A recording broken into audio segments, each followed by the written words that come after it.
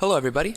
This video will cover the main arguments for moral error theory that are made in J.L. Mackie's 1977 book, Ethics, Inventing Right and Wrong. So what is moral error theory? Well, the theory is a view in analytic metaethics, which holds that all moral judgments are false. And why is this? Why would this be the case? Well, the error theorist says that moral judgments attempt to refer to objective moral values, but they systemically fail to do this because objective moral values do not exist. Therefore, moral judgments are systemically false. So, moral error theory is kind of a technical expression of what might more commonly be called moral nihilism. I would define moral nihilism as a general view, saying that there are no objective moral truths, that moral judgments have no absolute force, and that there are no categorical or universal moral obligations. Within continental philosophy, there have definitely been many writers that have struggled with moral nihilism. Some of the ones that come to mind are the atheist existentialists like Sartre and Albert Camus.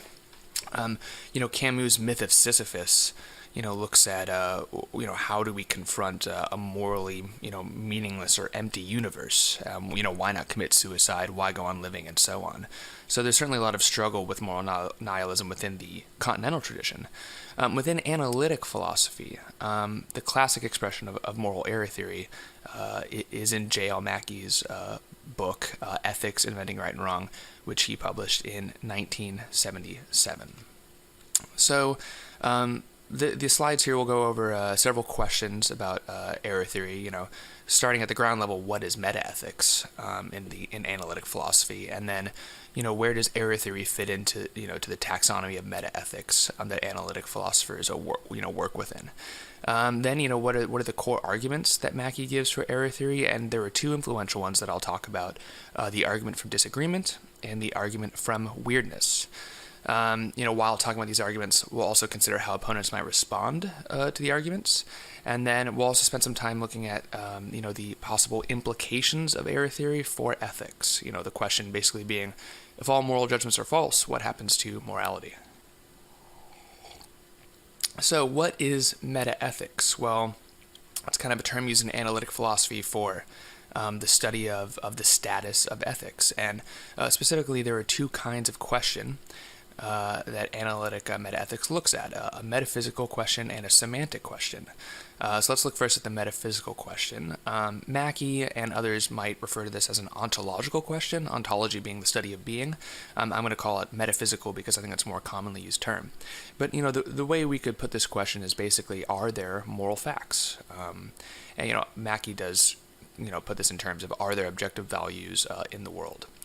Objectivists say yes, there are moral facts, and they are mind independent. They exist independently of our minds, and these moral facts hold regardless of what we think about morality. Subjectivists, on the other hand, say that there are no mind independent moral facts, and the subjectivists from there can go one of two ways. They can say, yes, there are moral facts, but they're mind-dependent. Moral facts are in some substantive way constituted by our moral thinking. But they could also go the way of the error theorist, and subjectivists could say, nope, there are no moral facts at all. So the second question is the semantic question, and this can be put, basically as, can moral judgments be true or false? Are they the kinds of judgments, the kinds of propositions that are truth-apt, as is said in analytic philosophy sometimes? Cognitivists say, yes, moral judgments have cognitive content. That's why they're called cognitivists. And what that means is basically that they express beliefs that can be true or false. I mean, basically, cognitivists say moral judgments stake a claim about the world, and these judgments, like many others that express beliefs, can indeed be true and can be false. Now, non-cognitivists deny this, and they say that moral judgments don't, strictly speaking, have cognitive content. They cannot be true or false. A frequent move made by non-cognitivists is to say that moral judgments express attitudes. So if I say stealing is wrong, I really mean boo, stealing, or I disapprove of stealing. So where does error theory fit into this taxonomy of metaethics within analytic philosophy? Well, I'm going to go quickly through this just so you can get a feel for where it fits in. If you combine objectivism, the view that there are mind-independent moral facts, with cognitivism, the view that moral judgments can be true or false because they have cognitive content, you wind up typically with forms of moral realism. Moral realism does break down into naturalism and non-naturalism. I won't go into those, but that's the general way it branches out. And if you are a subjectivist and or non-cognitivist, you would frequently consider yourself or be considered a moral anti-realist. So if you combine subjectivism, the denial of mind-independent moral facts, with non-cognitivism, the view that usually that moral judgments are just expressions of attitudes, we get expressivism, which is basically what I talked about before. Stealing is wrong means boo to stealing. When we combine subjectivism and cognitivism, that is, when we deny there are mind-independent moral facts, but at the same time say that moral judgments can be true or false, we get some interesting kind of middle ground theories. Constructivism might be one of those, and constructivism would say there are moral facts, constituted by our moral thinking or our moral activity, and judgments about these facts can be true or false. Relativism can either be of the individualistic or the cultural flavor. And these would say that, moral judgments are true relative to what a particular individual thinks, or morally thinks. Or moral judgments are true relative to the practices, the moral practices of a particular culture. And error theory goes a different way. So error theory says there are no mind-independent moral facts. Moral judgments can be true or false, but and this is kind of the kicker here, all moral judgments are false. I'll say quickly that there are some constructivist theories that probably consider themselves to mark a third way between objectivism and subjectivism, and the issue here is what exactly we're talking about when we talk about mind independence. I mean, really we're talking about, in the case of humans, or more broadly, rational minds. And so, there might be kind of criteria that rationality itself demands, rational minds kind of meet. And that means that, although maybe moral truths are in some way constituted by our minds, they're also not strictly speaking subjective in the classical sense. So we'll put that aside, but I just wanted to flag it. So now we are at what are the arguments for error theory? Well, I would like to start with the semantic question and kind of move through it more quickly before turning to the metaphysical question. Again, the semantic question is, can moral judgments be true or false? And Mackie is and error theorists are cognitivists. Mackie says that non-cognitive analyses leave out the apparent authority of ethics. What he's getting at here is that moral judgments do seem to express beliefs and to make or issue or point toward authoritative demands, either that one is, saying, imposing on oneself maybe, or, trying to impose upon others. And it doesn't really seem in our moral experience that moral judgments do nothing but merely express attitudes. I mean, when I say, you shouldn't torture babies for fun, I don't really tend to think that all I'm doing is saying, hey, I disapprove of torturing babies. Rather, I seem to be staking some kind of substantive claim with cognitive content about what's right or wrong, and I tend to think that it can be true or false. So, I mean, all this goes to say that non-cognitivist semantics has a lot of work to do. There's a lot of heavy lifting involved there, because you have to account for why the surface experience, the surface kind of semantics, is actually wrong. And so what this means is that non-cognitivist semantics quickly gets very complicated and also faces some problems. The Frege-Geach problem is not something I'll go into, but it's kind of one of the most prominent problems faced by non-cognitivist semantics. Basically has to do with the meaning of moral judgments when they're embedded in certain propositions, like conditional propositions, versus like when they stand alone. But basically, suffice it to say, there's a lot of technical issues here. And that means that error theory has a certain strength that is derived from its cognitivism, which is that it just has a much more common sense semantics.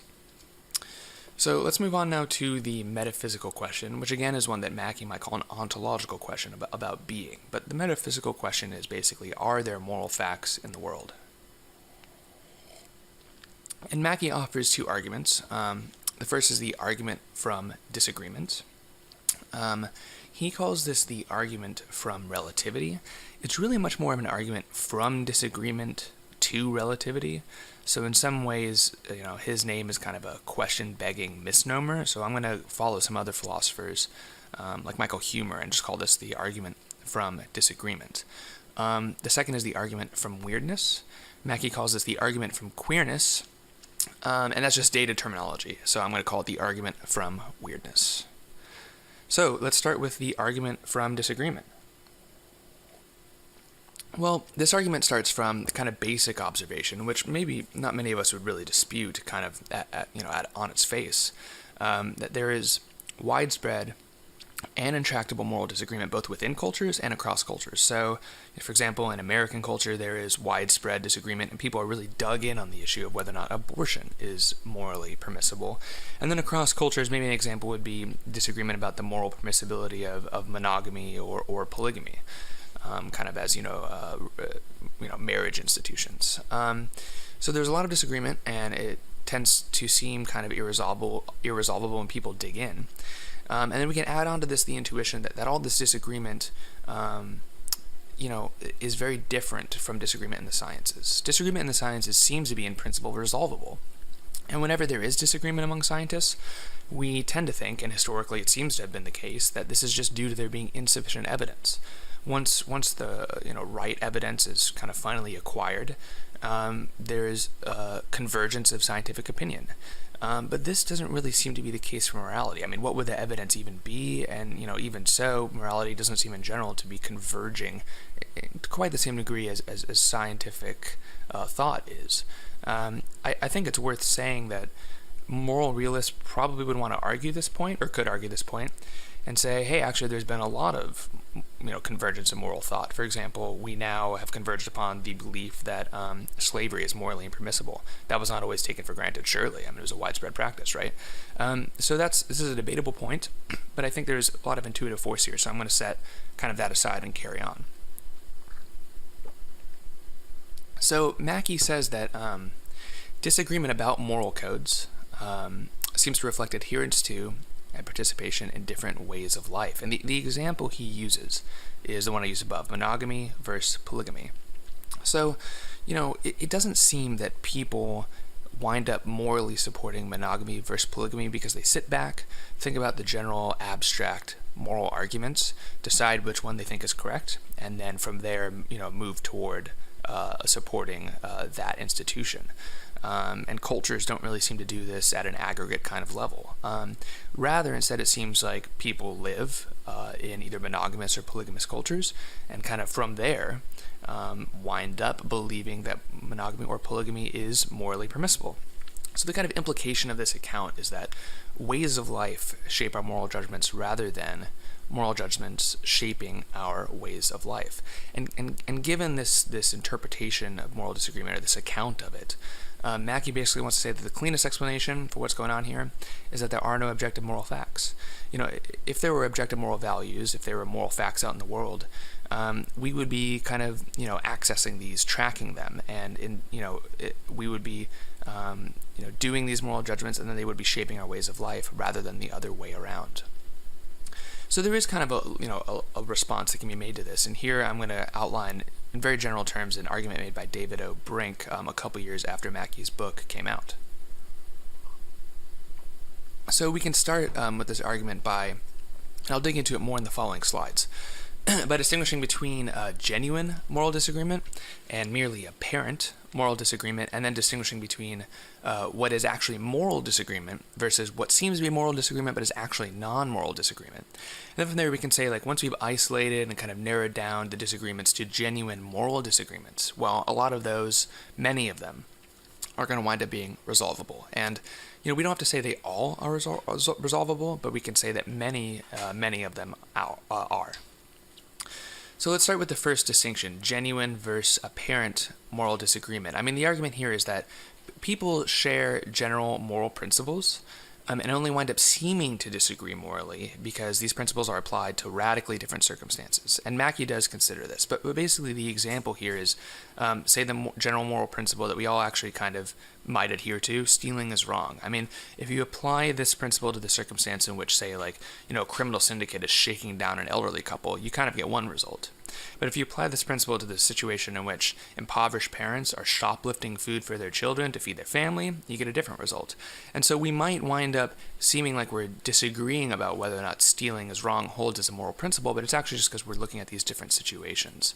And so once we kind of separate out genuine versus apparent moral disagreement, it might, after we've kind of reached a balance between these, we've specified our general moral principles more to reflect our intuitions about particular circumstances, it might seem that genuine moral disagreement is not quite so widespread and intractable. It's actually circumstances that are causing apparent moral disagreement. And so, Mackie does anticipate this distinction and says that his argument from disagreement can only partly be countered with this line of argument. What he says is that the distinction forces the objectivist to say that it's only the general moral principles that are being used here that actually have objective validity, and not our specific moral judgments about situations. Instead, it's the situational judgments have objective validity, or could be true, but only derivatively or contingently. That is, they're only true or valid because of the general moral principles that are kind of at hand. So there's a question here about to what degree derivative validity or contingent validity actually might kind of threaten moral realism. I'm going to set that aside, but that is how Mackie kind of responds to this genuine versus apparent moral disagreement distinction. Let's look at the second distinction I talked about a few slides ago, which is that between moral and non-moral disagreement. I mean, the argument here is that people can disagree morally only because they disagree on the relevant non-moral facts. So let's take two examples. I mean, people used to think that non-human animals were automata, or however you say this. Basically, they were systems of sensory inputs and behavioral outputs without any mental life, and so didn't, strictly speaking, suffer, and so like vivisection and all this stuff was totally fine. Similarly, people used to argue that the freedom of non-white men could be justly restricted because white men were inherently biologically superior. I mean, these are both facts. The basis of these moral views or these factual claims are just wrong. And once we've kind of reached consensus that they're wrong, discovered that they're wrong, convinced the appropriate people that they are indeed wrong, the moral disagreement kind of falls away. So moral disagreement that is based on non-moral disagreement is resolvable much the way that scientific disagreement is resolvable. Okay, so now that we have this kind of idea of a genuine moral disagreement, the moral realist might say, actually, a lot of these are resolvable. And I think an important point here is that we don't have to say all of them are resolvable. There could be moral ties where things kind of come out even and it's hard to know which way to go. There could be things called, incommensurable values. These are values that don't share a common measure and so can't really be pitted against each other in a rational way. Like take liberty and security as an example. Maybe like trade-offs between liberty and security actually don't have kind of this like resolvable, we can't really resolve debates about these trade-offs because there's not really a common measure between liberty and security. And so in this case, in those kinds of cases, we might just say that, hey, those are genuine moral disagreements there about liberty versus security, but at the end of the day, they're not resolvable. But what we can say, maybe, or according to to Brink's argument for realism, is that a lot of genuine moral disagreements really can be resolved and have been resolved historically by just comparing the general principles we accept to intuitions about particular cases and kind of refining each in turn. So that is the argument from disagreement. Let's look now at the argument from weirdness.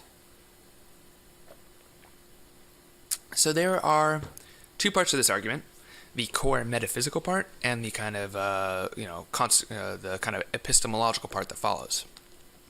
The metaphysical part is basically put by Mackie like this. He says that if there were objective values, then they would be entities or qualities of a very strange sort, utterly different from anything else in the universe. And I think it's pretty easy to see what he's getting at here. I mean, what exactly is a moral value, and how does it fit into our normal scientific, perhaps naturalistic understanding of the world? I mean, we can't point out moral values like we can other parts of the world. It's not like I'm going to be in a room and be like, hey, here's a chair, there's a table, and over there in the corner you might see a moral value. Over there is courage or something, right? That's not how it works. And so, as Mackie says, moral values don't seem to be part of the fabric of the world. I think the use of fabric is kind of instructive. I mean, it's not like a piece of furniture, right? This seems very weird relative to those everyday objects. And there's a second part to this, which is that given this metaphysical weirdness, Mackie says that correspondingly, if we were aware of objective values, it would have to be by some special faculty of moral perception or intuition, which would be utterly different from our ways of knowing anything else. So, we can perceive the chair in the corner. We can investigate it with scientific methods, but we can't perceive moral values like that or investigate moral values like that. So plenty of philosophers, maybe with a slightly rationalistic bent, have kind of evoked a faculty of moral intuition or perception, and Mackie says, hey, this is just a super weird faculty, a super weird ability that actually seems kind of occult. It doesn't really belong in a scientific and naturalistic picture of the world. It doesn't fit in with the rest of that picture of the world. So the response to the argument from weirdness basically points out that there are a bunch of other really kind of weird entities that we also might think exist. So let's think about a few. Numbers and sets. Plenty of philosophers and perhaps mathematicians are certainly realists about numbers. Mathematics is absolutely essential for science, for our scientific accounts and of the world and our theories about the world. And so it certainly seems that numbers in some sense are real. Set theory, which plays into our account of what's going on in mathematics. Many people like Quine, for example, think that sets are real. They're Platonists about sets. But these things certainly aren't like the furniture in the corner. Numbers seem weird. Okay, if they're real, in what sense are they real? Let's think about a few others. Modals, having to do with counterfactuals. Think about possible objects. The pie that I could bake right now. Possible persons. Future generations. Our obligations to future generations are frequently evoked in moral discussion. That's weird. What is a possible person? Analytic philosophers frequently speak about possible worlds. Some are more realists about that than others, but it's certainly something that we can talk about, it seems, coherently, and if it's, kind of like fits into our account of what's going on with possibility, what kind of a thing is a possible world. Causal relationships are very strange. If you read any Hume, Hume says that all we see is constant conjunction, basically correlation. We never observe one thing causing another. We never directly observe cause and effect. So that seems fundamentally kind of strange. And here are a few others. The past, the future. We talk about history, but the past certainly doesn't seem, on its face, to be real in the same way as the present. One doesn't necessarily have to be a presentist to share that intuition. It could be a four-dimensionalist and still say the past seems like kind of strange relative to the present. Mental states, consciousness. These seem unlike physical objects in very substantial ways. They're even theories of consciousness now, philosophies of mind, that think that consciousness is fundamentally mysterious, and so in that sense kind of fundamentally weird. That's the new Mysterians. So we don't really know what's going on with consciousness. It seems kind of weird. So what about that, right? And of course there are other kind of like things used by analytic philosophers like propositions, properties. All these things are arguably as weird as objective moral values. So what does Mackie have to say to this kind of argument? Well, he does directly address it, and he calls it the companions in guilt counter-argument, which I think is a good name.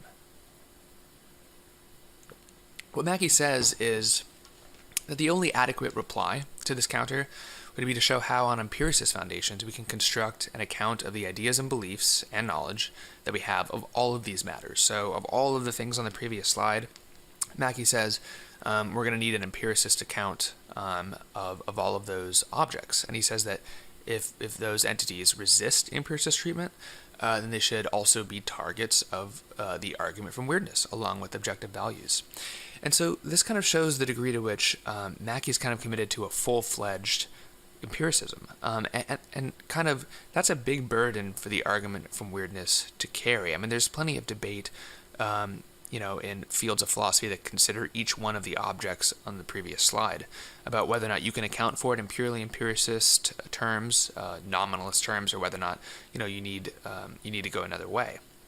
But to say across the board for every single one of them, either we account for them in empiricist terms or they got to go.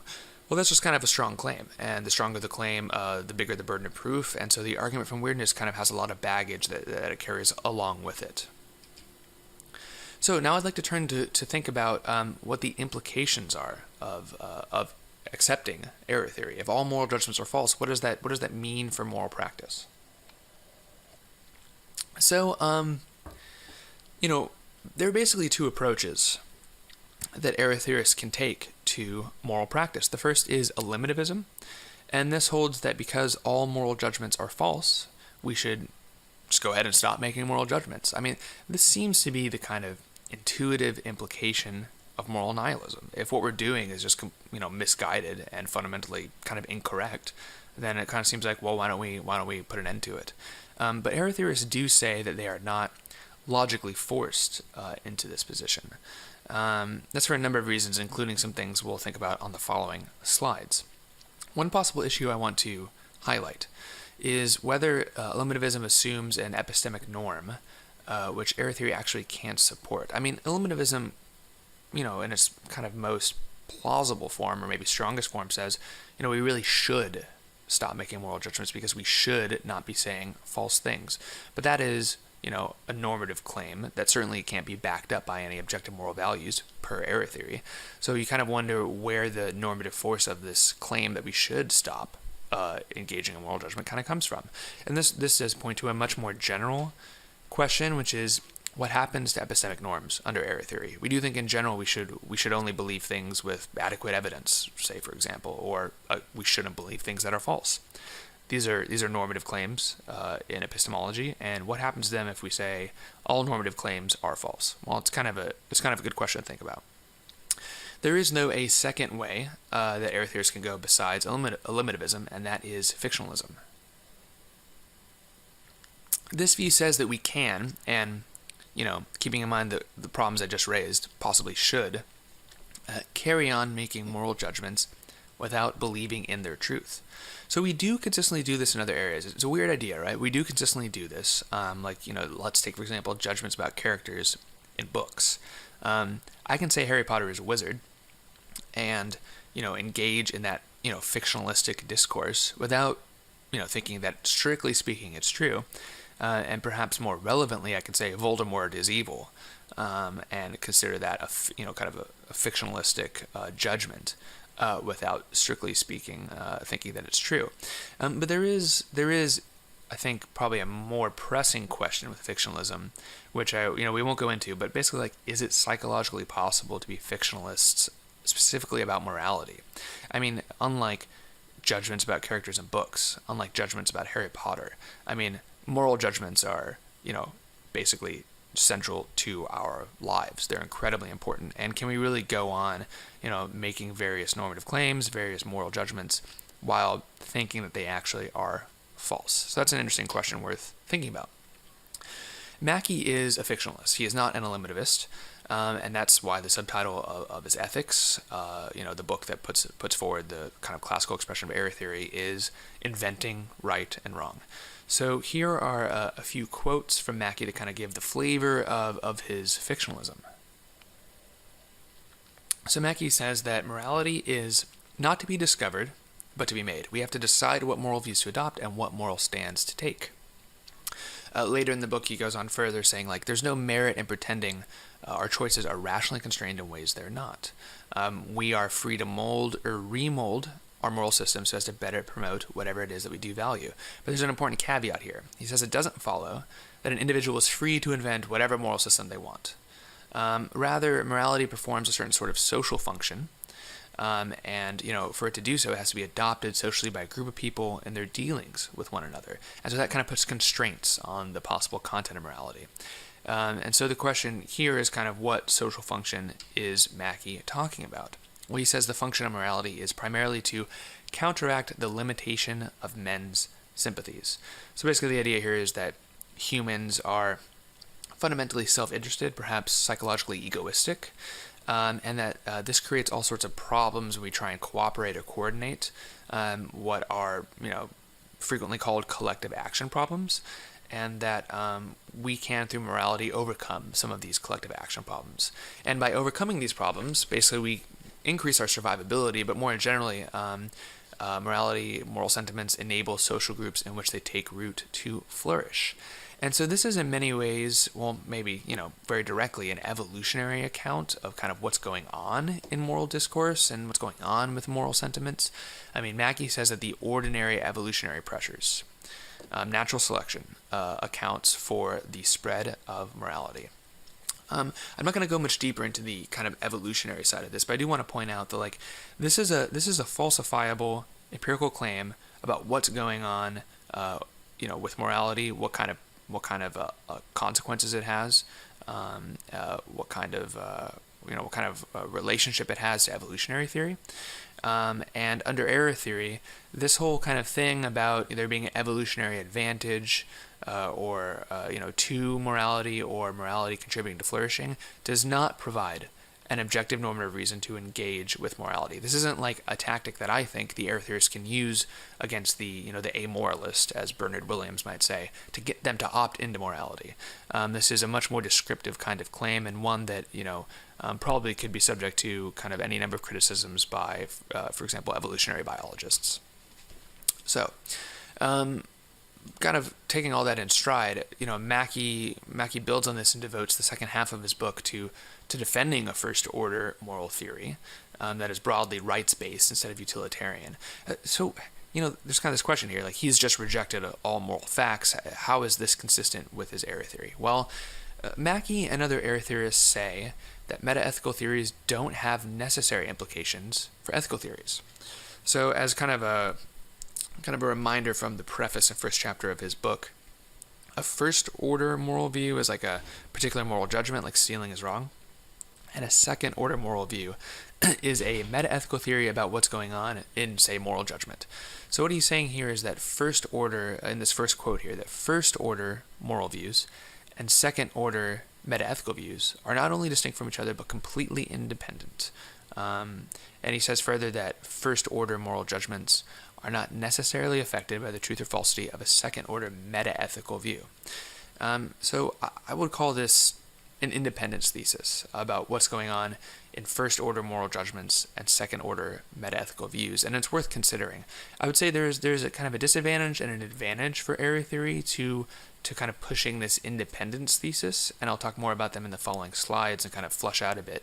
But the disadvantage kind of at first seems to be that we would think that higher-order theories like metaethics or metaethical views about what's going on objectively with moral values, tell us something at least about what's acceptable in lower order theories. So metaphysics tells us to some degree what's kind of acceptable in our theories about the physical world. Metaethics tells us to some degree, about what's acceptable in our ethical theories. But the independence thesis particularly rejects this for moral thought. So I think it's a little bit counterintuitive, because you would tend to think that second order views would impact first order views, not only in ethics but across the board. The advantage here, though, is that the independence thesis protects error theory from specifically moral arguments against moral nihilism, such as Morian arguments, which I'll talk more about in a slide or two. But basically, nihilism seems to have this radical moral implications, and so if we think that that's morally unacceptable to just brush all these moral judgments aside as false, we might launch a moral argument against moral nihilism. But Mackie says, hold on, they're totally independent. Nihilism doesn't have any implications for what we do in first order morality.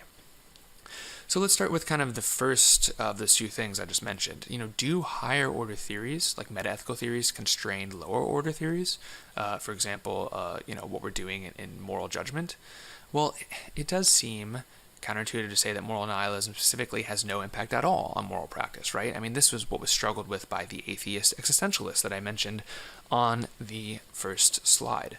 Camus has this whole epic thing about rolling the rock up the hill like Sisyphus, having it roll back down and, carrying on in the face of the absurd. And that seems to me to really actually face what's kind of going on with moral meaninglessness. I mean, that radically undermines our sense of who we are, what we do, what things are worth. And it's kind of weird to just say that moral nihilism has no impact at all on our moral views about ourselves and the world. And Mackie does seem to recognize this, and here's the quote. He says, it's quite true that it's logically possible that the subjective concern, the activity of valuing or thinking of things as wrong, should go on just the same whether there are objective values or not. But it doesn't follow, Mackie says, and it's not true that there is no difference between these two worlds. There he's talking about a world with objective moral values and a world without objective moral values. He says in one of those worlds, there's something that backs up and validates some of this subjective concern, some of the valuing. which people have and do about things. And then the other one, there's nothing to back it up. So this, I think, recognizes some of what the atheist existentialists are all about, but it kind of seems to grind against the independence thesis a little bit. And there's another more technical point here where Mackie kind of tends to vacillate. I mean, he likes to talk about this one example from Henry Sidgwick, which was, he was a prominent utilitarian, British utilitarian, who wrote probably the most exhaustive and exhausting book there is defending utilitarian theory, called The Methods of Ethics.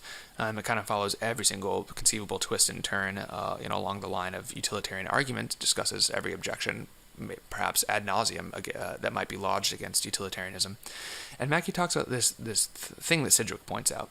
Sidgwick says, like, hey, we have the egoist that says, all I'm going to do is pursue my own happiness.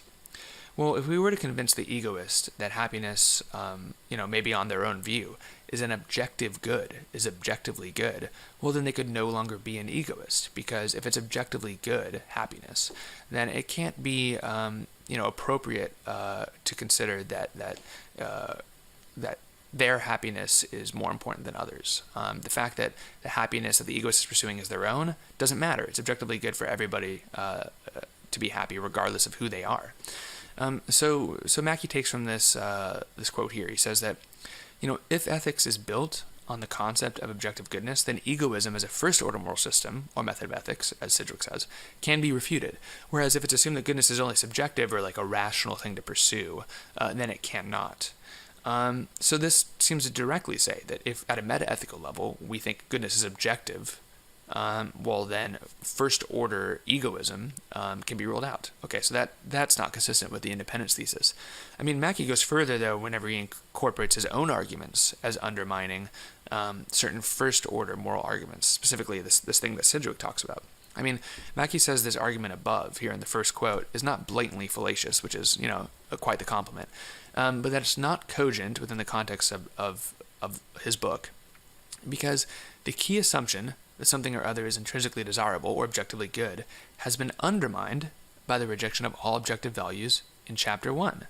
So here he's saying that the rejection of objective values does have first-order implications. In fact, it rules out this argument that Sidgwick tries to make in first-order ethics against first-order egoism. So basically this is all to say that Mackie says two things that are totally in tension. He says that first and second-order views are independent of one another, that his error theory doesn't affect ethics. But he also says that first-order views can rule out that second-order views can rule out certain first-order views, or that second-order views can impact first-order debates. So this is an unresolved tension in Mackie's ethics. And this raises kind of a further problem. Okay, so if we kind of follow the second of Mackie's two kind of contradictory ways of thinking about this, and we reject the independence thesis, and we say that second-order views, like error theory, can actually constrain what's acceptable in first-order views, like, for example, what was going on in the debate with the egoist, well, then why can't first-order views also constrain what's acceptable in second-order views? That is, why can't our moral judgments have an impact on moral nihilism?